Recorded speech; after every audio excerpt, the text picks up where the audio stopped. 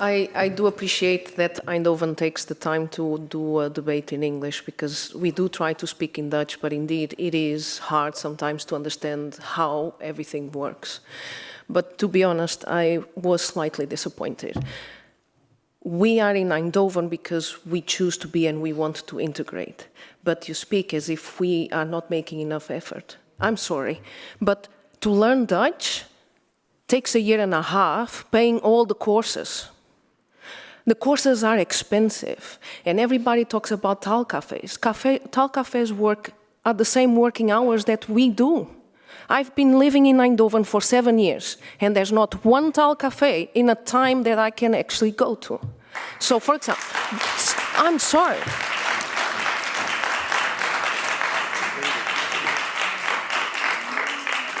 The companies are also making an effort. My company, Signify, did pay for one of the courses, but to speak Dutch to an okay level, it takes six of those. It takes a year and a half. So asking us that we need to speak Dutch at home. I do not speak Dutch to my girl at home. She speaks Dutch to me. I answer in Portuguese. It's simple, because she cannot hear my not perfect Dutch. She has a perfect Brabant accent. It's cute. You cannot do that. You cannot do that to a child. They get confused. They are learning properly at school. We should understand that. Wijkcentrums, the community centrums, they are missing. What we miss often is the question, is this Dutch culture or am I being taken advantage of? And we don't know where to ask that more often than not, including in healthcare. You joke about the paracetamol, but the problem is not the paracetamol. We understand that it takes 2 weeks. We understand that. What we start is asking questions is when we get confused of, is this the normal way of going because this is not my reference, or is this being taken advantage of? And we start asking questions. We don't know on the support of Eindhoven where to ask these questions.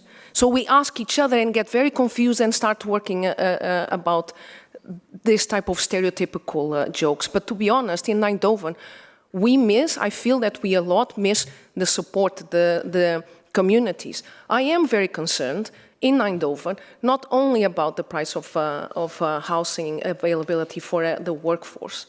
I live in a neighborhood where we hear nowadays, even in the Netherlands, elderlies need to be moved to smaller housing and so on. In our neighborhood, the elderlies, they want to stay at home. They want to stay in their community, but they are being pushed out of that area to go to other communities. How are we building in Eindhoven to keep our elderly in their communities? We cannot push them to be out of their current home because we need to live there and push them away from their community. That's not okay, and I don't see that in the Eindhoven program. I would like to understand, it's like, how is this city being built to accommodate not only the people that are coming here to work, but the community that already exists here? Thank you.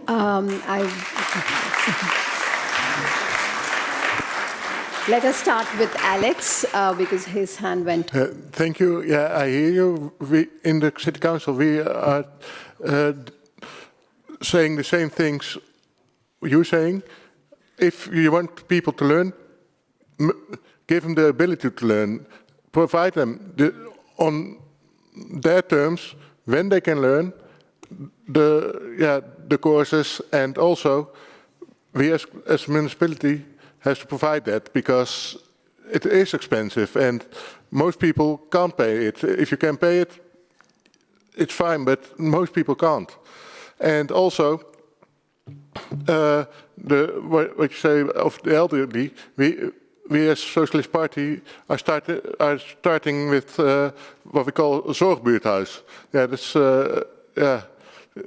to take care of the elderly in their own neighborhood, and we start them more and more, but it's so difficult to get other parties involved, and also the right people involved to create those. Thank you, Alex. Next we'll go with Eva. Yeah, and thank you for your plea, because we all say, of course, involving internationals is important, but we also have to act like that. And then we have to look further than only getting internationals to vote. It only starts over there. That's why, like the last 8 years I've been in the City Council, I've pleaded for involving citizens such as internationals to make the policies and the plans together. So if we come up with a good idea like, oh, a taalcafé, we can come up with that, but we need to hear your needs, like, oh, it's during working hours. That's not really a good idea. But we need to get your input and brainstorm together and gather these perspectives to make our policies inclusive also for internationals. And it's all, about all topics: language education, housing, landlords that take advantage of especially international people. So it's also for me, from me an invitation, go vote 18 March, no matter on which party, but also get involved afterwards. We have to reach out to you, but please also keep involved in making the policies together. Thank you, Eva. Virginia also wanted to go. Yes, later. Thank you. And I think you pointed out a very important thing, because you also say, well, we have a problem with learning language, but also if it's normal here in Eindhoven or in the Netherlands. And I think that is one thing we don't realize enough. That you can learn the language, but you don't know if something is normal here, and if it's normal that you have to wait for the doctor 2 weeks, or maybe some other stuff also, like paying taxes or going to vote. So I think that's something we have to focus on. And also I really like to hear from everyone, what do you need? Is it also maybe a buddy system that someone here from the Netherlands can help you with questions do you have? So I'm very curious what you need from us, so we can accomplish that you feel more safe and secure with the information you get. You wanted to respond, or Miriam? And later, Daniel. Yeah. I feel like I want to say this first of all to the Dutch people in the room. When I moved to the Netherlands, before coming here, I took a Flemish course in Brussels, and it cost me €40 for 3 months, and it also included the books. I made quite a progress actually then, and it was almost every day. I think it was 4 times a day, 4 times a week, 2 hours. And then I moved to the Netherlands, and I was paying €650 a month.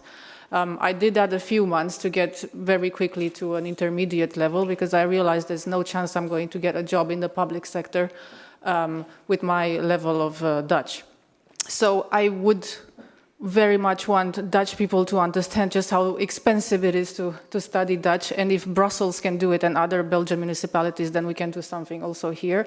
And to take it back to politics, because we are political parties here competing with each other, I think it's really important, and I like that there's something in the air now to talk more about internationalization, and several parties have international candidates on the list now, myself included, and a few here, and I'm very happy to see that, because it's not that we are smart, but we will bring a perspective that can help people like you to not feel, how do you say, infantilized anymore, because that's how I feel very often in this country.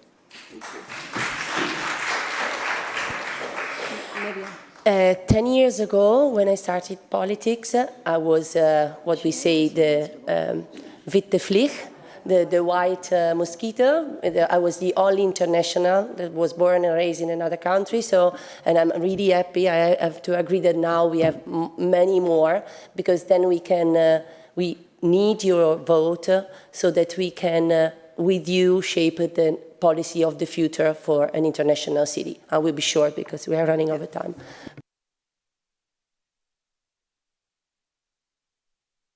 Yeah. I think first we need to go back to the first thing you said, and that is that you had the feeling that we here were very easy about just learning the language. And I think if that's the impression I gave, then I want to rescind that, because I've been learning French just as a hobby, and that's something I've been doing for 3 years, and un petit peu. And so that's the reality. So when I say you should learn Dutch, I'm not saying do it in 2 days and it's easy, because it's not. And I don't want to give that impression. So if I did, then sorry. That's something I just want to say person to person. And also I fully agree with what Eva said. This is one of those moments that we get input. And that's something, if I hear taalcafé by night, I think, yeah, that makes sense. And also, why didn't we think of that before? But that's something to look at later. But that's something I also see a broad coalition sitting at this table here, and that's something that I would really hope that we get done next term. And furthermore, I do think we need to formalize the way that we stay in contact with internationals, and I would love like an international council that is a formal advisory body to the municipality. Yeah, thank you, Jacob. Well, I already said, like, when you choose to be an international city, you also have to facilitate towards to it. But I also said, and I want to repeat that as a city, and I said it many times, you have to take control. And that might sound very abstract, but that's a complete change of culture from how we are working right now, because everything is given to you to find it out yourself or to create initiatives, making it very difficult. And all kinds of attempts, regardless if it's about housing or about initiatives to help people integrate or to learn the language, are being made very difficult. To be honest, yes, you can come to us, we can talk, we hear your input, but when you are here with the politics, most of the times it's already too late, because it's when the policies are being made, when your voice, when your opinions have to be included already. So the city has to take control, and all these plans include your voice, not just about safety, but also about integration, because you know what you need, the community knows what you need, and from that point of view, you start to develop and you start to make these policies. And again, that might sound very abstract, but that's a complete change of how we are working right now. When I was listening to your story, I was thinking about something. Every 3 weeks we have gast van de raad, guest of the council. That means that we give information about how we work with the politics, what we are doing. I think it's a very nice idea if we would invite every 3 weeks that the international community can come and we can talk with each other. And for example, the taalcafé is only during daytime. Of course, must be during nighttime as well. And this kind of information we should share with each other. So I would really ask, and maybe it's good for us to, with a new coalition, to think and to how do you say it? Organize for you, once in the 3 weeks, an international guest of the council to be able to listen to what you need as well. Thank you. We're running out of time, so we will go with only one question. And yes, because after that you can reach out to all of them individually and ask, but I will go with her because she's already standing there. Then we finish. But I would like to just add that earlier also in the past we have made different roundtables. And we are very happy and keen to get those roundtables going on where internationals can participate, and we normally invite sitting councillors. At each table there were 1 or 2 councillors, and you have a few internationals at the tables, and there was a dialogue. So News Brainport would be very happy to take that initiative forward. Let's go with your question, and that would be the final one, and afterwards we can network. Yeah, thank you. Yeah.